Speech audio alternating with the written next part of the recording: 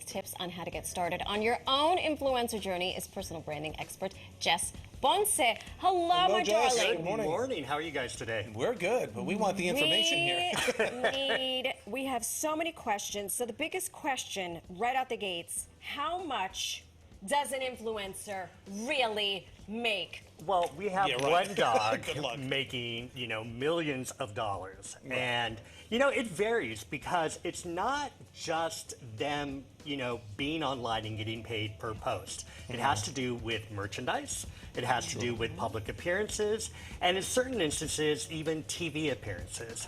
So, influencers make a varied amount of money. And we have the celebrities making millions, but you also have people who are doing this part-time, Right. who are making hundreds of dollars. Right. Now, it really depends on how you approach this. And if you approach this as a business and you go in it full-time, then you have the potential to make a ton of money. Okay, so give us an example of some tips to take it to that next level. What would you, to become an influencer, not just somebody who had a popular post or two on TikTok? Right. Okay, well, first, approach it as a business. Right. So define your brand. Okay. Now, one of the dogs that is, the most popular dog on Instagram is Jif, right? The Pomeranian. This is the Pomeranian. Yes. Now, he has not only made money through the attention he's gathered for posts, but also because he's been endorsed by celebrities and he's been on music videos and he's done various different things.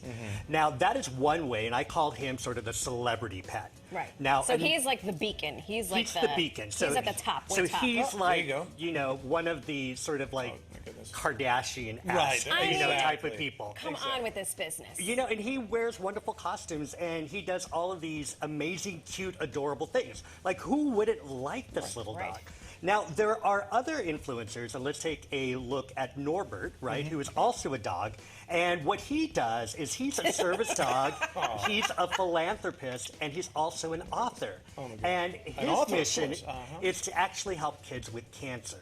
So here, he is a celebrity, but he really is somebody with a cause. Right. And that, I think, is indicative of influencers, that you have celebrities and then you have people who are cause-based. Now, one of my favorite, and we had mentioned this briefly during the break, is Backpack Kitty. Backpack Kitty, that's right.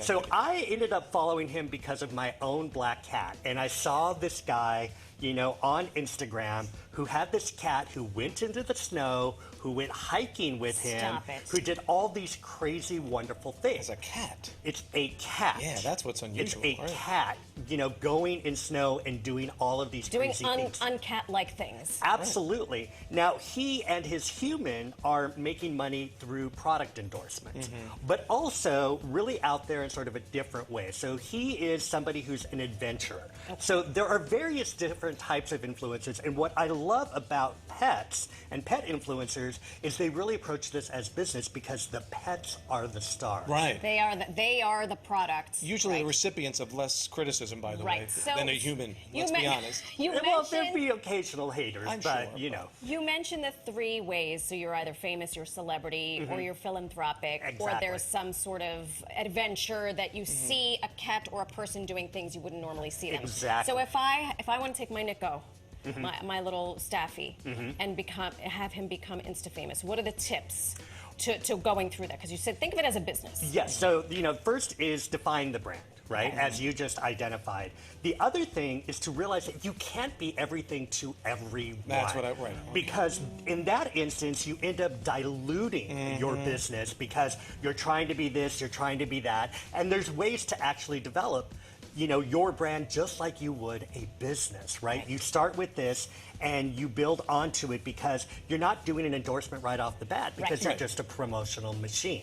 Now, one of my favorite people who is an influencer who really is who she is and doesn't try to be everything to everyone is Lizzo. Love me some Lizzo when you're right. She cracked the code. She cracked the code. And even like if you looked at her TEDx that she did, she was totally imperfect, right? Which is one of the things that I loved her because she was genuinely Lizzo. And even though she is a person of a certain sides, it is something that she Yes. embraces, and she remains true to that. So you can't be everything to everyone. Right. Now, when it comes to creating content, and I think Lizzo is a really good person Yeah. to exemplify this, is that you want to create content that is both informative and relatable. Kind of like morning television. You know, it is go. exactly That's like like New morning York living. television. Just, Exactly. this is, I feel like we've just scratched the surface, but this is fantastic information. I feel like you're going to have to come back. Yeah. I would love and, to. and take this even further. This is I've a been long trying and my winding hand. road to get Yeah. through. I think. We need We a little more. appreciate your Well, time thank and the you, and good luck information. with your pet I becoming guess an influencer. We'll see. I'm going to call you. I'm having you on speed dial.